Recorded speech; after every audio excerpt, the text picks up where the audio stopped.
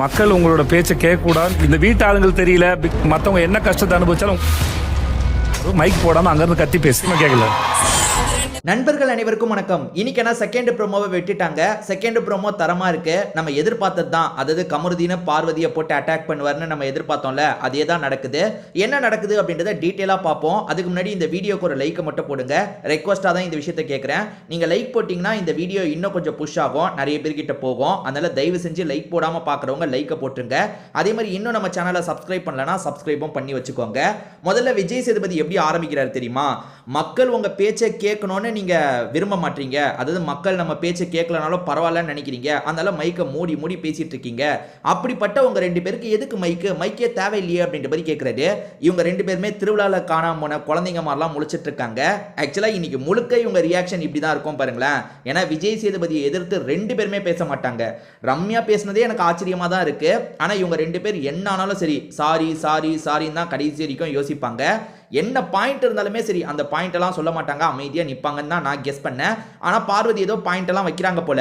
So Vijay Sethupathi முதல்ல என்ன சொல்றாரு, நீங்க பேசுறதெல்லாம் மக்களுக்கு கேட்கணுன்றதுக்காக தான் மைக்கை தந்திருக்கோம், ஆனால் நீங்க உங்களுக்கு தான் அதை பத்தி கவலையே இல்லையே, உங்களுக்கு எதுக்கு மைக்குன்ற மாதிரி கேட்கிறாரு. அடுத்ததான் என்ன சொல்றாருன்னா, வீட்டில் இருக்கவங்களுக்கு உங்க பிரச்சனை புரியல, பிக் பாஸுக்கு உங்க பிரச்சனை புரியல, பரவாயில்ல நானாவது உங்க பிரச்சனையை புரிஞ்சுக்கிறேன், உங்களுக்கு வேண்டியது பிரைவசி தானே, நான் உங்களுக்கு அந்த பிரைவசியை தரேன், நீங்க பிரைவசியா இருந்துக்கோங்க, அதாவது ஃப்ரீயா பேசிக்கோங்க அப்படின்ற மாதிரிலாம் சொல்றாரு. அடுத்ததா என்ன சொல்றாருன்னா, வீட்டில் மற்றவங்க சாப்பிடாம முட்டை இல்லாமல் பால் இல்லாமல் கஷ்டப்படுறாங்க, அந்த குற்ற உணர்ச்சி உங்ககிட்ட கொஞ்சம் கூட இல்லைன்ற மாதிரி கேட்குறாரு. ஏன்னா திரும்ப திரும்ப அந்த தப்பை பண்ணிட்டு இருக்கீங்கன்றத மீன் பண்ணி சொல்லிட்டு இருக்காரு. இவங்க ரெண்டு பேருமே சார் சாரி சார் அப்படின்ற போஸ்ட்ல தான் நின்றுட்டு இருக்காங்க. இது பாருங்க, ரெண்டு பேருமே அப்படியே அப்பாவியா முகத்தை வச்சுட்டு பண்ற எல்லாத்தையும் பண்ணிட்டாங்க. நீங்க யோசிச்சு பாருங்களேன், ரெண்டு வாட்டி நடந்தா பிரச்சனை இல்லைங்க. பிக் பாஸ் ஒரு வாட்டி சொல்றாரு, இன்னொன்று வாட்டி சொல்றாரு, அது பிரச்சனையே கிடையாது. ஆனா பிக் பாஸ் ரெண்டு வாட்டி வார்னிங் கொடுத்ததுக்கு அப்புறம் ஒரு 4-5 வாட்டி பண்றீங்கன்னா உங்களுக்கு எவ்வளவு தைரியம் இருக்கும்? என்ன வந்தாலும் பார்த்துக்கலாம். நான் விஜய் சேதுபதி வீக்கெண்ட் கேள்வி கேட்பாரு, அவரை சமாளிச்சுக்கலான்னு ஒரு மைண்ட் செட் இருந்தாதான் அதை பண்ண முடியும். அப்படிதான் பண்ணியிருக்காங்க. ஸோ விஜய் சேதுபதி இப்ப பண்ற வேலை என்னன்னா, இவங்களை அட்டாக் பண்றதை தாண்டி மக்களை இப்ப கூல் பண்ணி ஆகணும். இப்ப மக்கள் எல்லாருமே செம்ம கோவத்தில் இருக்காங்க. என்ன இவங்க இப்பெல்லாம் பண்ணிட்டு இருக்காங்க, விஜய் சேதுபதி கேட்கணும்ன்ற மாதிரி இப்ப விஜய் சேதுபதி சைட்ல ஒரு பிரஷர் இருக்கும். விஜய் சேதுபதி எவ்வளவு அடிக்க முடியுமோ அடிப்பாரு. அதாவது இன்னைக்கு இவங்க ரெண்டு பேரை பயங்கரமா ரோஸ்ட் பண்ணாதான் மக்கள் மத்தியில அவங்களுக்கு கொஞ்சம் கோபம் இறங்கும். அதெல்லாம் விஜய் சேதுபதி வாரம் வாரம் பண்றது தான். ஏன்னா மக்கள் மத்தியில ரொம்ப அதிகமா கோபம் போகக்கூடாது. ஏன்னா அவங்க டக்குன்னு ஆட்டத்தை விட்டு போயிடுவாங்க. அதை லெவல் பண்ணி விட்டணும். இப்ப விஜய் சேதுபதி ரொம்ப திட்டினார்னா, விஜய் சேதுபதி பாருப்பா கமருதீனை மட்டும் திட்டுறாரு, மத்தவங்களை திட்ட மாட்டாருன்ற மாதிரி நம்மளுக்குள்ள ஒரு டிஸ்கஷன் வரும் பாத்தீங்களா, அதுக்கான வேலை தான் இங்க நடந்துட்டு இருக்கு. விஜய் சேதுபதி பயங்கரமா அட்டாக் பண்றாரு.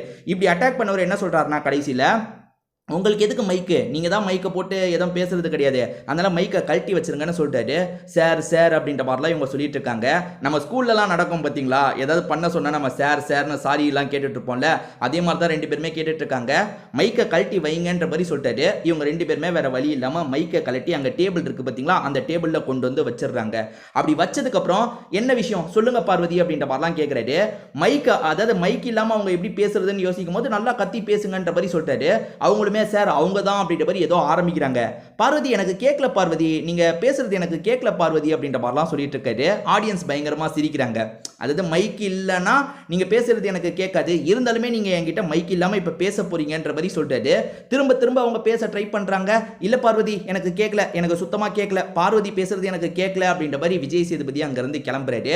அதான் இன்னைக்கு முழுக்கவே எனக்கு தெரிஞ்சு இன்னைக்கு முழுக்க ஒரு 50 நிமிஷம் வச்சுக்கோங்களேன், அதுல 30 நிமிஷம் இவங்கள வச்சு தாங்க ஓட்ட போறாரு. தெளிவா தெரியுது இந்த ப்ரோமோ பார்க்கும்போது.